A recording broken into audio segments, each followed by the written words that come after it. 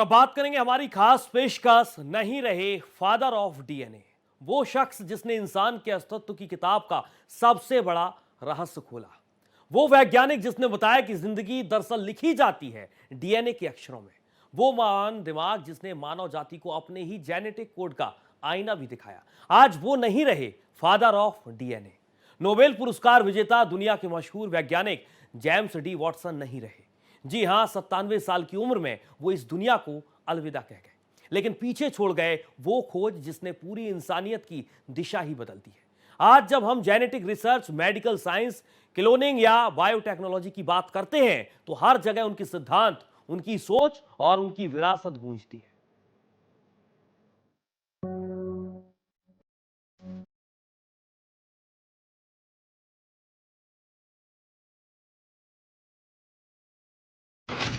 DNA के खोजकर्ता James Watson नहीं रहे।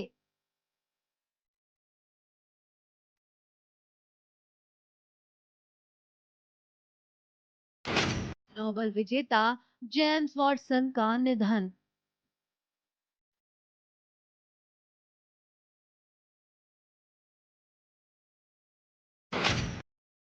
97 साल की उम्र में वॉटसन ने कहा अलविदा।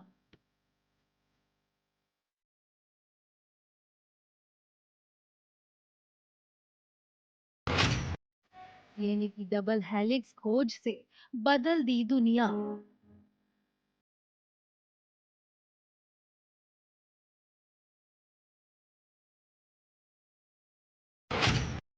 वॉटसन की खोज से खुला मानव जीन का रहस्य।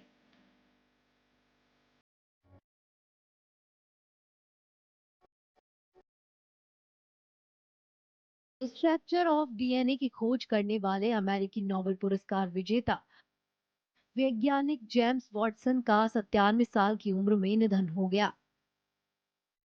20वीं सदी की सबसे बड़ी वैज्ञानिक खोज में से एक के रूप में उन्होंने 1953 में ब्रिटिश वैज्ञानिक फ्रांसिस क्रिक के साथ मिलकर डीएनए की डबल हेलिक्स संरचना की पहचान की थी। उनके अंदर बचपन से ही जिज्ञासा की चिंगारी थी। पक्षियों की उड़ान, प्राकृतिक विज्ञान की किताबें और उनका अंदरूनी सवाल, प्राकृतिक रूप से ये सब कैसे काम करता है। वॉटसन ने 1962 में मॉरिस विल्कन्स और फ्रांसिस क्रिक के साथ डीएनए की डबल हेलिक्स संरचना की खोज के लिए नोबेल पुरस्कार जीता था।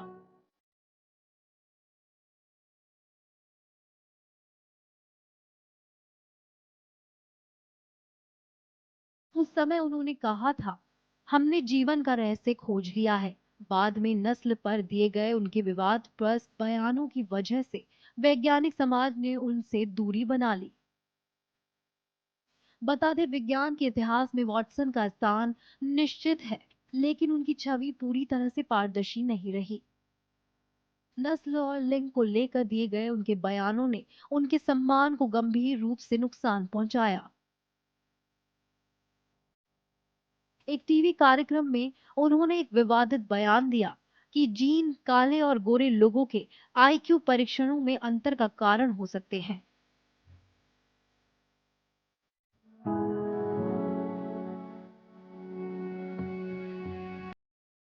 वहीं 2007 में जब वो पहले कैम्ब्रिज यूनिवर्सिटी के कैवेंडिश लैब में काम कर चुके थे, उन्होंने द टाइम्स अखबार से कहा कि वो अफ्रीका के भविष्य को लेकर निराश है, क्योंकि हमारी सारी नीतियां ये मानकर बनी है कि अफ्रीकी लोगों की बुद्धि हमारे जैसी ही है, जबकि सभी टेस्ट कुछ और बताते हैं। इस बयान के बाद उन्हें न्यूयॉर्क की कोल्ड स्प्रिंग हार्बर लैब ने चांसलर के पद से हटा दिया। 2019 में उन्होंने फिर से ऐसा ही बयान दिया, जब उन्होंने कहा कि नस्ल और आप कितने बुद्धिमान हैं, इसके बीच संबंध है।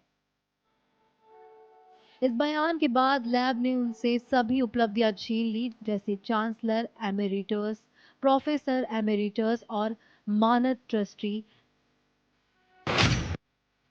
लैब ने कहा डॉक्टर वाटसन के बयान गलत है और विज्ञान उनका समर्थन नहीं करता।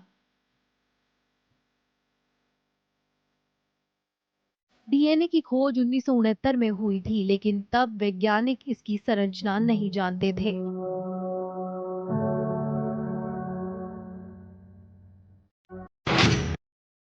वॉटसन ने 2014 में अपना नोबेल पुरस्कार का गोल्ड मेडल नीलामी में $4.8 मिलियन में बेच दिया था।